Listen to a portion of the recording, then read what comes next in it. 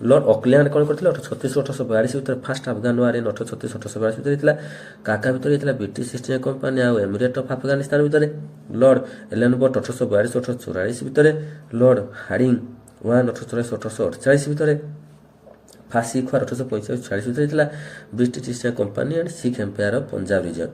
Treaty of Lahore 1846 ହେଇଥିଲା। Jammu was taken over by the British empire on paper. Prohibition of female infanticide is the act of making it illegal to kill female infants ହେଲା। gave preference to English educated in employment ହେଲା। Lord Hardinge କହିଥିଲେ English educated କରିବା ପାଇଁ employment ମାନଙ୍କୁ। Lord Dalhousie କେବେ ଥିଲେ 1848-1856। Widow remarriage act 1856 ଯୋଉଟାକି drafted by Dalhousie ହେଲା। Widow remarriage act also called policy of annexation. Introduce doctrine of lapse started. ସେ କ'ଣ କରିଥିଲେ ଡକ୍ଟ୍ରିନ୍ ଅଫ୍ ଲାଭ୍ସ ଇଣ୍ଟ୍ରୋଡ୍ୟୁସ କରିଥିଲେ କିଏ Lord Dalhousie. Started first railway line in 1853 Bombay to Thana. First railway line କୋଉଠି ହେଇଥିଲା Bombay to Thana. Telegraph and postal reform ହେଲା। Telegraph and postal reform